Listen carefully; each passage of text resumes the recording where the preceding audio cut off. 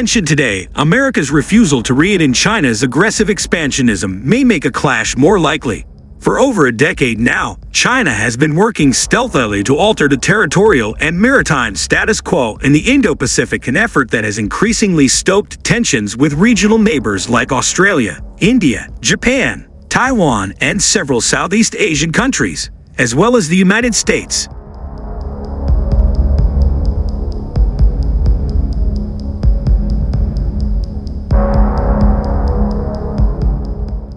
And with U.S. attention and resources focused on conflicts in Europe and the Middle East, China has lately become even more aggressive in its expansionism. Chinese regional hegemony is closer than ever. Almost daily, China finds a new way to bully Taiwan, which Chinese President Xi Jinping has repeatedly pledged to reunify with the mainland, though that objective has no basis in international law or history. As China takes steps like encroaching on Taiwan's air defense zone and encircling the island with warships, it raises the risk of a war that would transform global geopolitics.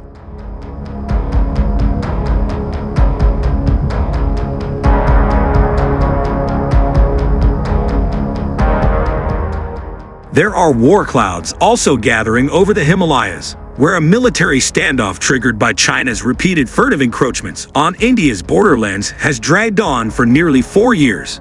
And in the East China Sea, China's intrusions into the territorial waters and airspace of the Japanese-controlled Senkaku Islands, which China claims as its own, are fueling Japan's drive toward rearmament.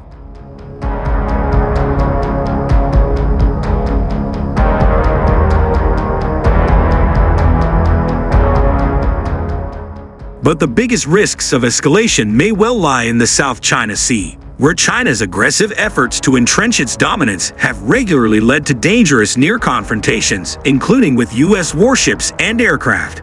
For years, China has been working relentlessly to cement its dominance over the South China Sea and exploit that region's vast resources and strategic position as a critical corridor through which 1/3 of global shipping passes.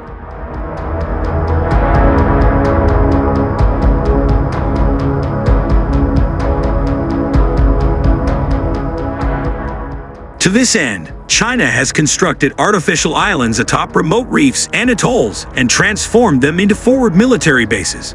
Though these activities constitute a blatant violation of international law, including a 2016 ruling by an arbitration tribunal at The Hague that invalidated Chinese claims in the South China Sea, there has been little pushback from 3 successive U.S. administrations. As a result, China has managed to expand its maritime borders unilaterally without firing a single shot.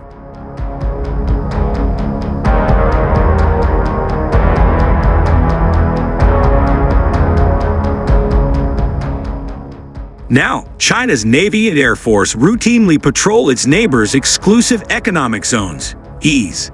And its Coast Guard, the world's largest and most militarized, has conducted intrusive patrols of others' offshore oil and gas fields. Chinese Coast Guard vessels, including megaships, wantonly employ non-lethal weapons like high-pressure water cannons and long-range acoustic devices.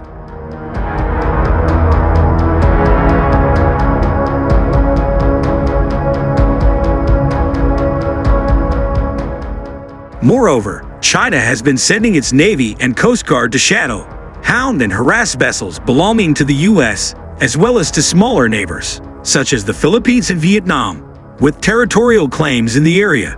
Even fishing boats have been targeted and destroyed, with Chinese ships now being deliberately designed for ramming and shouldering other vessels. It seems clear that China will become more aggressive in asserting its territorial claims and the associated fishing and energy exploration rights in the South China Sea.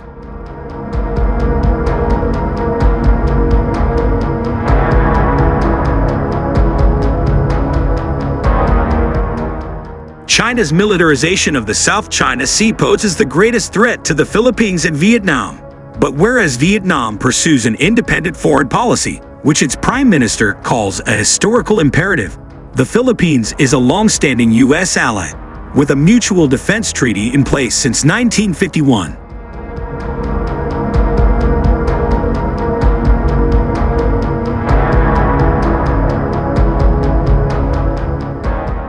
And yet, When it comes to China's expansionism in the South China Sea, the US has largely left the Philippines to fend for itself.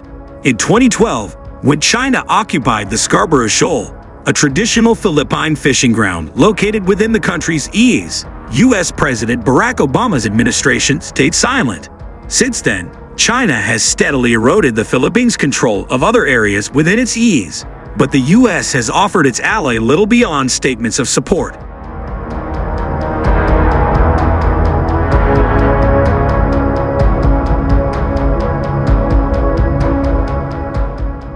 This is unlikely to change anytime soon.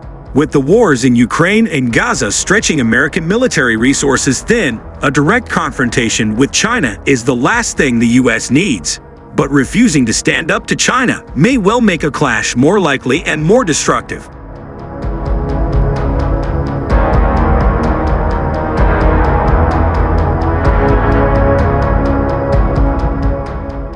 Already, the US has allowed China to gain such a strong footing in the South China Sea that restoring the status quo of just a decade ago would be all but impossible without a full-scale war. And, as the recent increase in provocations in the South China Sea indicate, Xi is bolder than ever, despite the rising risk of escalation, accidental or otherwise. In the meantime, America's failure to rein in China's aggressive expansionism is undermining its own security and trade interests.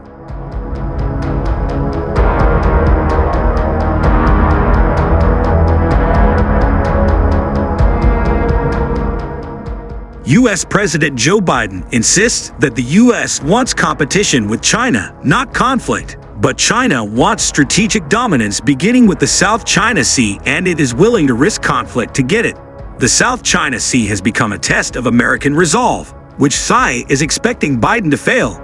The world, especially the countries on the front lines of Chinese expansionism, can only hope that Xi is wrong and that the US finds ways to rein in China without armed conflict.